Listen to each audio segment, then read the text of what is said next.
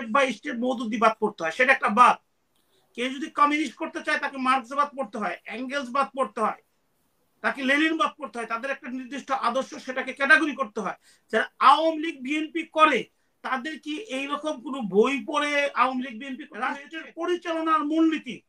এই যে বলতেছে নতুন সংবিধান, নতুন সংবিধান কি কারো বাবার সম্পত্তি যে এখানে স্থাপন করবেন? এটা মুক্তিযুদ্ধে রক্তে কিনা? আজকে এই ছেলেগুলা এই সার্জিসের কথা যদি আপনাকে কোশ্চেন করতে চাই যে আজকে ছাত্রলীগ মাস্তান সন্ত্রাস কার জন্য, তুমি তো ছাত্রলীগ করতা, তার মানে তুমি ওখানে ঢুকে তুমি ছাত্রলীগকে ঢাকা ইউনিভার্সিটির সবচেয়ে পলিটেট করছো, সেটার জন্য কি তোমার বিচার হয়? বদ্ধতা থেকে। কারণ ফ্যাসিস্ট আমলে আপনি সোচ্চার ছিলেন এবং আপনার প্ল্যাটফর্মে ফ্যাসিস্টের বিরুদ্ধে কথা বলেছি। ফ্যাসিস্টের বিরুদ্ধে কথা বলা মানে হচ্ছে আমার দায়বদ্ধতা আমার দেশ এবং মানুষের প্রতি, আমার সংবিধানের প্রতি। তো ওনারা যেসব কথা বলে যে নাগরিক হিসাবে, এটা সহ্য করা অত্যন্ত কঠিন। আর যেহেতু আমি মহামান্য সুপ্রিম কোর্টের একজন আইনজীবী এবং আপনি জানেন আমি ইংল্যান্ডে প্র্যাকটিস করতাম, একজন ইংল্যান্ডের প্র্যাকটিশনার সলিসিটার, আমি ওই অন্যান্য মানুষের মতো বিদেশি নাগরিকশিপ দিয়ে এই দেশে আসিনি, বরং কখনো আমি চেষ্টাও করি নাই যে আমি বিদেশি নাগরিক হই। এবং আমার মেয়ের ওখানে জন্ম হয়েছে, তারপর আমি এখানে চলে এসেছি এই দেশটাকে ভালোবেসে, সংবিধানটাকে ভালোবেসে। তারা যেসব কথা বলে সেসব কথা কোনো সুষ্ঠু কোনো জ্ঞানী লোক সেটার উত্তর দিতে পারবে না।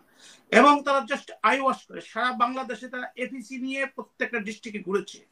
আমি যদি কোশ্চেন করতে চাই এই সরকারকে যারা ট্রেন ভাড়া করছেন, যে আপনারা এই ফ্যাসিস্টকে বিতরণের পরে বাংলাদেশের গ্রাম অঞ্চলে একটা ইট আপনারা করছেন কিনা, সংস্কার করছেন কিনা? এই যে রাস্তাঘাটে যে বৃষ্টি, এই যে আমাদের বর্ষাকালে বিভিন্ন রাস্তাঘাট ধ্বংস হচ্ছে, মানুষ হচ্ছে, সংস্কার করছেন কিনা? এই দিকে তাদের কোনো মনোযোগ নাই। তারা মনোযোগ আছে বিদেশি নাগরিকরা যেটা করে, যে একটা দেশের শোষণ করে তারা তাদের নিজের পেট ভরে যাবে। এক্স্যাক্টলি সেম আজকের যে নাগরিক পার্টির 24 দফা মধ্যে রয়েছে। আমি একটু কাইন্ডলি বলি আপনাকে, জুলাই অভ্যুত্থানের স্বীকৃত বিচার।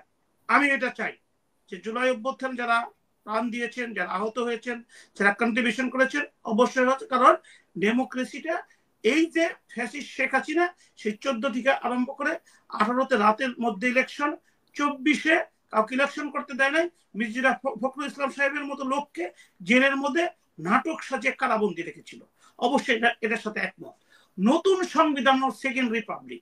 প্রথম কথা হলো যে আমি একজন ব্যারিস্টার প্র্যাকটিস করি, আমি এখানে আমাদের পলাশ সাহেব আছেন, আপনাকে what does mean second republic আপনাদের কি এই ব্যাপারে ধারণা আছে? তাহলে আমি আপনাদের কাছ থেকে একটু শিখবো। আমার একটু দুর্বলতা আছে, সেকেন্ড রিপাবলিক বোঝার মতো ক্ষমতা আমার হয় নাই। এখন নতুন সংবিধান, এই নতুন সংবিধান শব্দটা কোথায় পেল? বলা হচ্ছে মুজিববাদকে কবর দিবে। ওদের আমি কোশ্চেন করতে চাই, এই মুজিববাদ কাকে বলে? সংবিধানে তো কোথায় মুজিববাদ শব্দটা আছে? কোথায় জিয়াবাদ শব্দটা আছে? আজকে যদি জামাতের একটা রুকন হইতে চায় তাকে বিভিন্ন স্টেপ বাই স্টেপ মওদুদি বাদ পড়তে হয়, সেটা একটা বাদ। কেউ যদি কমিউনিস্ট করতে চায় তাকে মার্ক্সবাদ পড়তে হয়, এঙ্গেলসবাদ পড়তে হয়, তাকে লেনিনবাদ পড়তে হয়। তাদের একটা নির্দিষ্ট আদর্শ, সেটাকে ক্যাটাগরি করতে হয়। যারা আওয়ামী লীগ বিএনপি করে তাদের কি এইরকম কোন বই পড়ে আওয়ামী লীগ বিএনপি করতে হয়েছে যেটাকে আপনি বাদ হিসাবে ধরবেন, তারা কবর দিবে? এই যে আমাদের এই যুগে 18 কোটি লোককে এই যে তারা ম্যানুপুলেট করছে, এই ম্যানুপুলেটের তো অবশ্যই বিচার হওয়া উচিত। তারা কোথায় দেখাতে পারবে যে এই মহান সংবিধান, মুক্তিযুদ্ধের মাধ্যমে অর্জিত হওয়া সংবিধান, কোথায় মুজিববাদ আছে? আপনাকে আমি কোশ্চেন করতে চাই, আপনারা কেউ কোশ্চেন করছেন না। মহান স্বাধীনতার মাধ্যমে অর্জিত আমার সোনার বাংলা, জামাত ইসলামের সবচেয়ে বড় গণসমাবেশ হয়েছে স্বাধীনতার পরে, সেখানে কি একবার জাতীয় সঙ্গীত উচ্চারিত হয়েছে?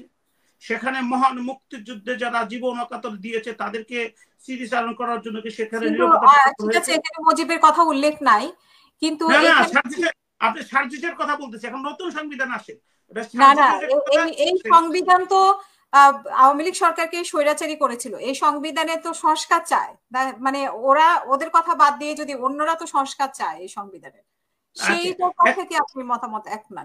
সেই কথাটা প্রথম কথাটা, সংবিধানটা চান আওয়ামী লীগ স্বৈরাচার বানাইছিল। এই যে আপনাকে প্রথমে আমাদের প্রিয়াম্বল বলি, প্রিয়াম্বলের একটা লাইন আপনার মাধ্যমে তো দেশবাসীকে জানাচ্ছি, আপনারা কথা দিচ্ছেন।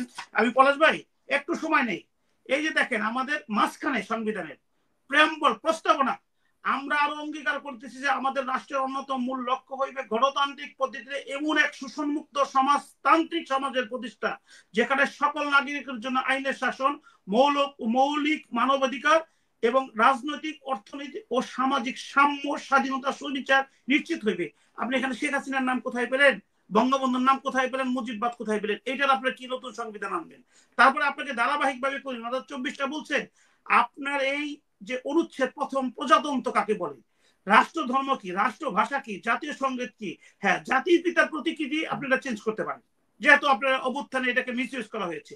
আপনি রাজধানী চেঞ্জ করতে পারবেন, নাগরিকত্ব চেঞ্জ করতে পারবেন, সংবিধানের প্রাধান্য যেটা সমস্ত আইনের ঊর্ধ্বে সংবিধান, সেটাকে চেঞ্জ করতে পারবেন, সংবিধান বাতিল, স্থগিতকরণ ইত্যাদি অপরাধ সেটাকে আপনি চেঞ্জ করতে পারবেন, সংবিধানের মৌলিক বিধানাবলী সংশোধনের অযোগ্য যেটা মৌলিক সেটা চেঞ্জ করতে পারবেন।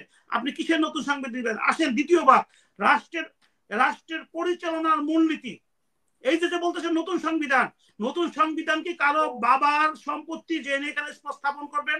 এটা মুক্তিযুদ্ধে রক্তে কিনা আমার সংবিধান। আসেন মূলনীতির কথা বলি, একটু একটু একটু আবার সময় দেন। না, আমি যেটা বলতে চাচ্ছিলাম, এটা তো ধরেন একটি দলের, ওরা যদি ক্ষমতা আসে তাহলে ওদের, এটা তো আর সরকারের না বা এটা সব দলের না, সবার তো আর না, এটা ওদের এনসিপির একান্ত নিজস্ব ইস্তেহার। না না, সেটা তো যেহেতু তারা প্রপাগান্ডা বলছে।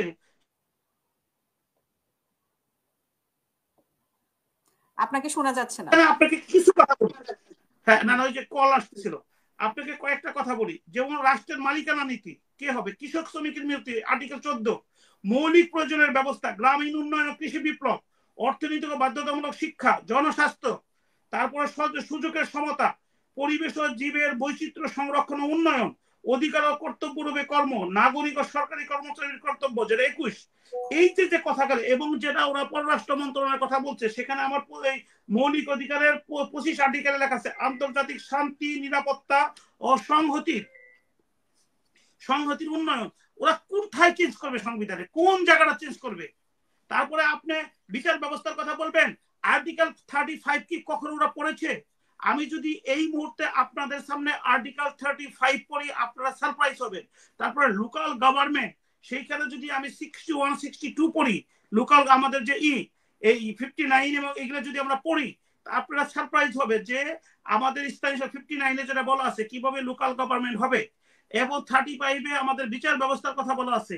তারপরে হলো যে সম্পত্তির অধিকার, রাষ্ট্র যে আপনার সম্পত্তির অধিকার সংরক্ষণ করবে, সেই সব কথাগুলো বলা আছে। এখন এরা হচ্ছে যে জাস্ট আই ওয়াশ করতেছে। আপনাকে শুধু একটা ধারা পড়ি, আপনারা শুনলে অবাক হবেন যে বিচারের দণ্ড ও সম্পর্কে সংরক্ষণ, অপরাধের দায় মুক্তি কার্য সংগঠনগুলো বলবৎ ছিল, এইরকম আইন ভঙ্গ করিবার অপরাধ ব্যতীত কোনো ব্যক্তিকে দোষী সাব্যস্ত করা যাবে না।